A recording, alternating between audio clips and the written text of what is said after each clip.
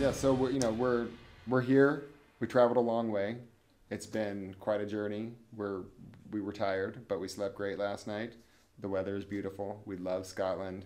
We love this competition. We've been looking forward to it all year. We've been preparing like crazy. We've shipped all kinds of materials here. We had a few technical glitches that we worked out this afternoon, so now we're we're elated. A little tense, nervous. There's so much competition over there that we don't know what they're making. We have no idea. I mean, that's part of the thrill of the competition, the suspense. But our specialty dish is amazing. It's savory. It challenges the popular notions of porridge as being a breakfast thing, a healthy thing. It doesn't have to be that. It can be, it's a creative element that you can do all kinds of things with. Our traditional porridge is made with the best oats in the world, and we have no doubt about that. The rest of it is, a pretty simple process of clean water, salt, oats, heat, stirring, timing, but we feel very confident about winning this competition tomorrow, and we hope to take the trophy back with us again to the States. I was really chuffed last year because I put a lot of work into it. I'd spent really a year developing the recipe, so I was really chuffed to win it. Yeah, it did actually. It really meant a lot to me to win it. I was very chuffed. It's been a lot of fun this year because obviously once you win an award, people are really keen to talk to you. So like when I went back home, the local newspapers and the local press and everything, and just generally people are kind of interested to talk to you because they can see that you've made this dish and everything. So it's just been a really interesting year.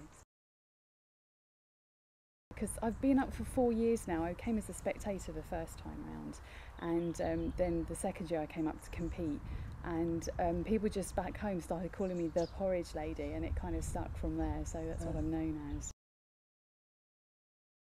I used to work for a company that had offices up in Perth, so I came up from there for the weekend to come up to Carbridge because I'm a bit of a porridge fanatic really, and I couldn't resist coming up to a competition where people were making porridge, so that was my first time, and then once I saw the competition, that was it. I decided I had to come back and compete. I always have an idea, something comes into my mind, and then I've decided that's what I'm going to do, and it just is a case of then working on the recipe. So the idea comes quite quickly, but it takes a long time to actually get it right. I had this idea in my head because I use oatmeal not just for porridge for breakfast, but I use it in a lot of different dishes. And oatmeal has quite a big tradition of being used in things like sausages as a rusk for sausages. And I've also been doing a lot of reading over the last year or so about oatmeal and its sort of different uses throughout history. And there's a really big connection between using pork and oatmeal, because oatmeal used to be used to encase a ham. You used to have the porridge drawers and the porridge chests that the oatmeal was kept in over the winter. And they used to use it as a way of keeping moisture out of pork. So there's a really big connection there between pork and oatmeal, and that's just kind of where the idea came from.